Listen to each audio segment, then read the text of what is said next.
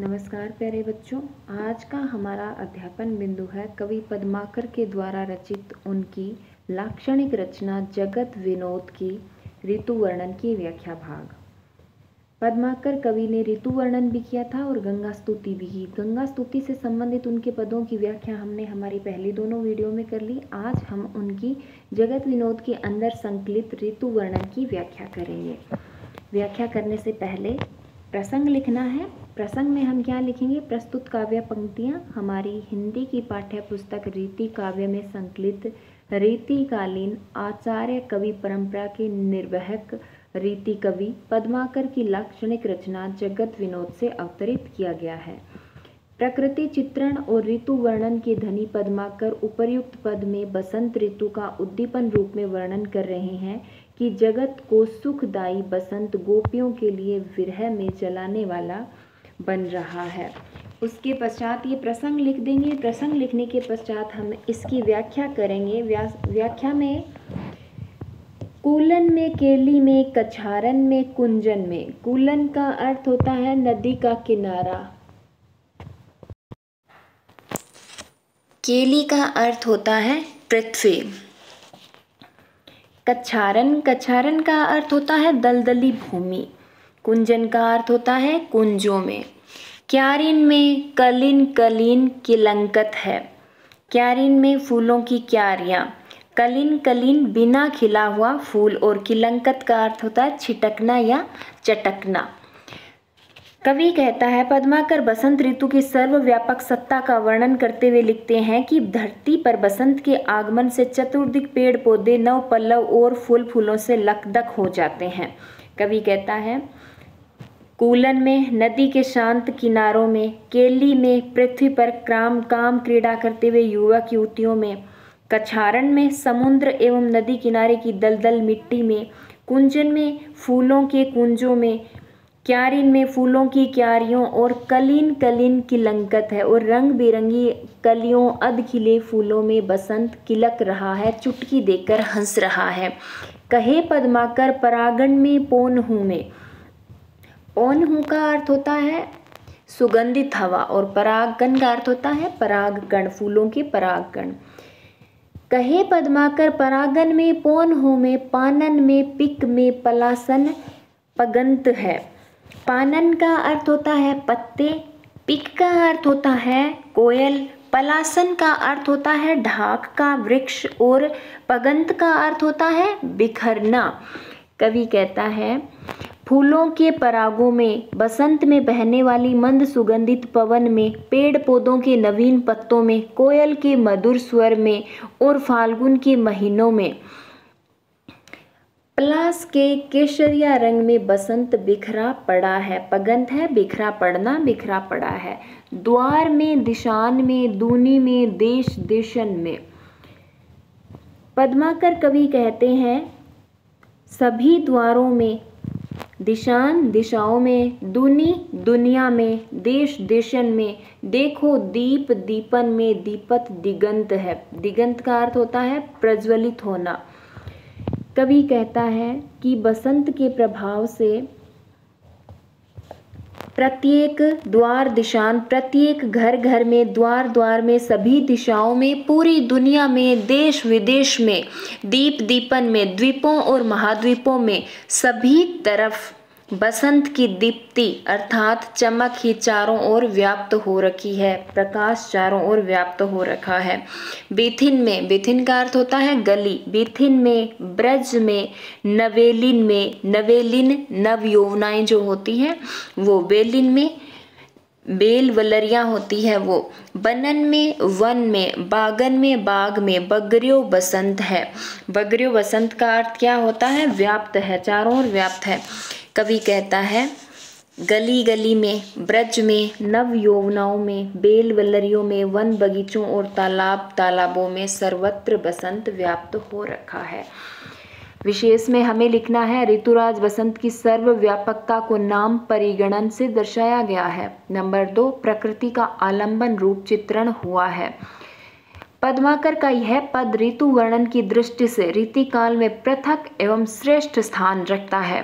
साहित्यिक ब्रज भाषा है, माधुर्य गुण है, श्रृंगार रस है, कवित छंद में रचित यह पद अत्यंत प्रशंसनीय है। ये इसका विशेष लिखना है। उसके पश्चात हम अगले भाग की व्याख्या करते हैं। प्रसंग वही रहेगा पहले वाला, उसके पश्चात इसकी व्याख्या करते हैं। मलिकान मंजुल मलिंद मतवारे मिले। मलिकान, मंजुल का अर्थ क्या होता है? मलिका का पुष्प। मंजुल का अर्थ होता है सुंदर। मलिंद मतवारे मिले। मालिंद का अर्थ होता है भंवरे और मतवारे का अर्थ होता है मदमस्त। मंद मंद मारुत मुहिम मनसा की है।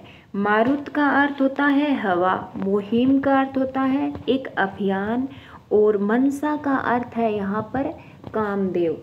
मलिकान मंजुल मलिंद मतवारे मिले, मंद मंद मारुत मुहिम मनसा की है। पद्माकर कवि कहते हैं कि वर्षा के बाद मल्लिका, वर्षा के बाद खिले मल्लिका के सुंदर पुष्पों पर काले भंवरे मदमस्त होकर रसपान कर रहे हैं।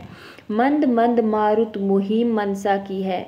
मल्लिका नायिका का और भंवरे मदमस्त नायिका की भांति दृष्टिगत हो रहे हैं और ऐसे समय में मंद मंद सुगंधित ठंडी हवा को बहती देख ऐसा लगता है मानो कामदेव की सेना धरती पर आ गई हो। कहे पद्माकर त्यों नादत नदीन नित। इस तरह पद्माकर कवि कहते हैं कि नागर की त्यों नादन नदीन नित, नागर नबेलिन की नजर निशा की है। निशा का अर्थ होता है रात्रि। कवि कहता है कल कल छल छल बहती युवा नदियाँ नगर में निवास करने वाली, नागर नगर में निवास करने वाली और नवेलिन नव यौवनाएं की नगर में निवास करने वाली नव यौवना और निशा में अभिसार करने वाली अभिसारिका नायिका की नज़र से प्रतीत हो रही है कि नादत नदीन नित। नादत का अर्थ क्या होता है? नदियाँ, और नदीन नित का अर्थ होता है नित्य प्रतिदिन जो बहती है उसकी आवाज़।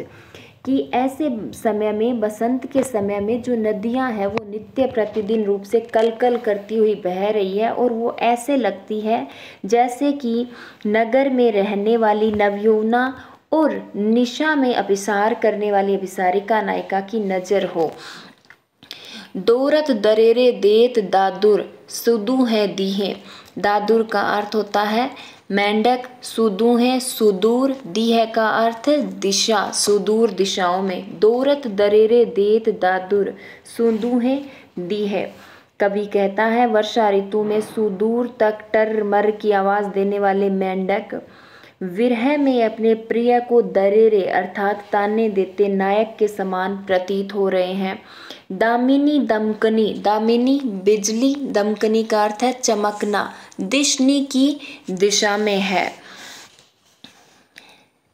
दशों दिशाओं में, दामिनी दमकनी दिशनी में दशा की है। दशों दिशाओं में दमकने वाली बिजली की विभिन्न चित्राकृतियाँ, काम केली में रत विरहणियों की विभिन्न काम अवस्थाएं हैं। बलुहनी बूंदनी बिलोको बगुलानी बग। बगुलानी बग का अर्थ क्या होता है? बगुलों की पंक्तियां। बहुलनी बूंदनी, बूंदनी बगीचों में बहुत सी टपाटप जो बारिश की बूंदें हैं उसकी तुलना यहाँ पर बगुलों की पंक्तियों से की है कवि ने। कवि कहता है बगीचों में बहुत सी टपाटप बूंदों के साथ बगुलों की श्वेत पंक्तियाँ बरबस ही श्वेत संधारी भीगे नायक की पंक्ति सी दिख रही है। बंगलनी बेलिन बहार वर्षा की है। कवि कहता है नई नई बेलों की तिरछी झूलती लड़ियाँ वर्षा की बहार में नई नवेली नायिकाओं के बहार में रमण करने को आतुर सी लग रही है। अर्थात वर्षा की रिमझिम बहार में बागों में श्वेत बगुलों को उड़ते देखकर और झूलती बेलों को देखकर बहार आई हो ऐसा प्रतीत हो रहा है। इन काव्य पंक्तियों में कवि पद्माकर ने वर्षा ऋतु का वर्णन किया है और जो पहले हमने पद भाग किया था उसमें पद्माकर ने बसंत ऋतु का वर्णन किया, बसंत ऋतु की सर्वव्यापकता का वर्णन किया कि प्रकृति के कण कण में बसंत ऋतु छाई हुई है। ठीक इसी तरह यहाँ पर इन्होंने वर्षा ऋतु का वर्णन किया, तो इसका प्रसंग थोड़ा सा चेंज होगा, परिवर्तित होगा। प्रसंग में वहाँ हमने बसंत ऋतु का लिखा, इसके प्रसंग में हमें ये लिखना है कि प्रस्तुत काव्य पंक्तियों में कवि पद्माकर ने वर्षा ऋतु का अत्यंत सजीवता के साथ चित्रण किया है, ये प्रसंग होगा। उसके पश्चात हमें ये व्याख्या करनी है वर्षा ऋतु की, और उसके पश्चात विशेष लिखना है। विशेष में हम क्या लिखेंगे? वर्षा ऋतु का मनोहारी चित्रांकन कवि ने किया है। वर्षा का आलंबन और उद्दीपन दोनों रूपों में सार्थक चित्रण हुआ है। षड ऋतु वर्णन की दृष्टि से यह पद काव्यांग विवेचन का सुंदर उदाहरण दिख पड़ता है। संपूर्ण पद में समासोक्ति, अन्योक्ति, उत्प्रेक्षा और प्रतीक अलंकारों का समावेश है। साहित्यिक ब्रज भाषा का प्रयोग है। तत्सम शब्दावली का प्रयोग होने के कारण भाषा संस्कृत निष्ठ है।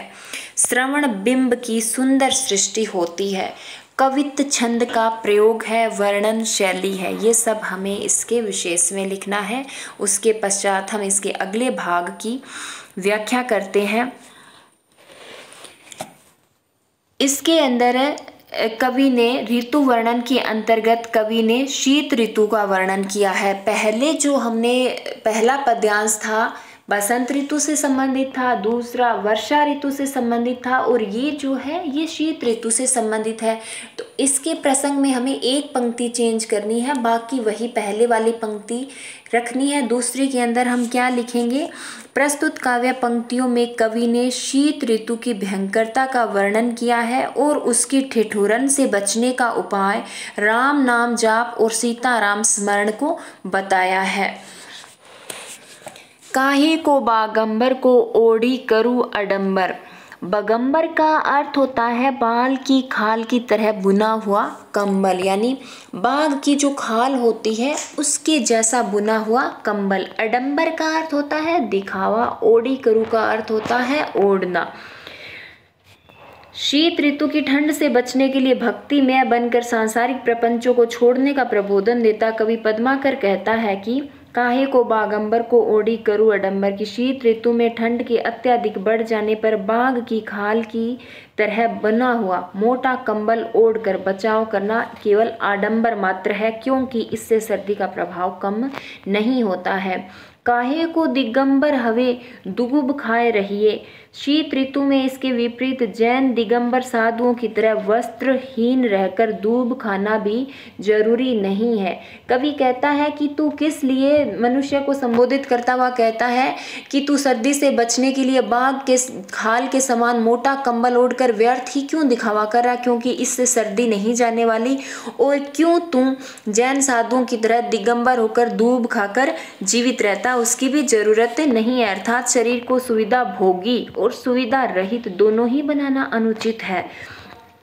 कहे पद्माकर त्यों काय की कलेश नित। काय काय का अर्थ होता है काया शरीर, क्लेश दुख। काय की कलेश शरीर के दुख, नित नित्य प्रतिदिन। कहे पद्माकर त्यों काय की कलेश नित। सीकर सभीत शीत बात ताप सहिए। कवि कहता है यह तो हमारी काया अर्थात शरीर का हमेशा का कष्ट है। शरीर के इस कष्ट को सर्दी में ठंडी हवा का ताप सहन करने वाली और भय रहित रहने वाली ओस की बूंद की तरह सहनशील बनकर सह लेना चाहिए। सीकर सभीत शीत बात ताप सहिए कि इस सर्दी को हमें ओस की बूंद की तरह सहनशील बनकर सह लेना चाहिए। काहे को जपोगे जप, काहे को तपोगे तप। कवि कहता है सर्दी से बचाव के लिए अत्यधिक जाप करना और अत्यधिक अग्नि के समक्ष बैठकर ताप करना सही नहीं है। काहे को प्रपंच पंच पाक में दहिए। प्रपंच क्या होता है? सांसारिक झमेला होता है, सांसारिक दिखावा होता है। और पंचपाक का अर्थ होता है काम, क्रोध, मोह, लोभ और मद। ये पंचपाक कहलाते हैं। उनका वर्णन किया है। कवि कहता है, काहे को प्रपंच पंचपाक में दहिए। सर्दी से बचने के लिए कामुक और सांसारिक लोगों की भांति काम, क्रोध, लोभ, मोह, मद नामक 5 कामों में जलना भी उचित नहीं है। रैन दिन, रैन रात, आठों जाम, आठों पहर। रैन दिन आठों जाम, राम राम राम, सीताराम सीताराम सीताराम कहिए। कवि कहता है, सर्दी के बचाव का स्थायी समाधान यही है कि हम रात दिन और आठों प्रहर राम राम और सीताराम सीताराम का स्मरण करते रहें, ताकि बिना सांसारिक प्रपंच उठाए सर्दी से बचा जा सके। प्रस्तुत काव्य पंक्तियों के अंदर पद्माकर ने सांसारिक प्रपंचों की अवहेलना करते हुए श्री राम और सीताराम के नाम स्मरण को सर्दी से बचने का एकमात्र उपाय बताया है। ये इसकी व्याख्या है। अब हम इसका विशेष लिखते हैं। विशेष में हम लिखेंगे, शीत ऋतु में पड़ने वाली कड़ाके की सर्दी से बचने के अनेक यत्न, बाघ की खाल से बड़े कंबल पहनना, दिगंबर बनना, जाप ताप करना, डरना, पंचपाक में दहना इत्यादि अस्थायी एवं आडंबर है। सर्दी के ताप का उपाय राम राम और सीताराम जपना अचूक भक्ति भावपूर्ण बन पड़ा है। पद्माकर की श्री राम भक्ति सहज रूप में प्रकट हुई है। अनुप्रास अलंकार का प्रयोग है। ब्रज भाषा का प्रयोग सुंदर है। संस्कृत के तत्सम शब्दों की प्रचुरता देखने को मिलती है। वर्णन शैली और उपदेशात्मक शैली का प्रयोग है। मन हरण कवित छंद में यह पद लिखा गया है। प्रकृति का उद्दीपन रूप में वर्णन हुआ है। यह सब कुछ हमें इसके विशेष में लिखना है। ये हमारा पद्माकर से संबंधित व्याख्या भाग है। अब हमारी आगे की वीडियो में हम पद्माकर का जीवन परिचय और पद्माकर से संबंधित पद्य भाग करेंगे। धन्यवाद।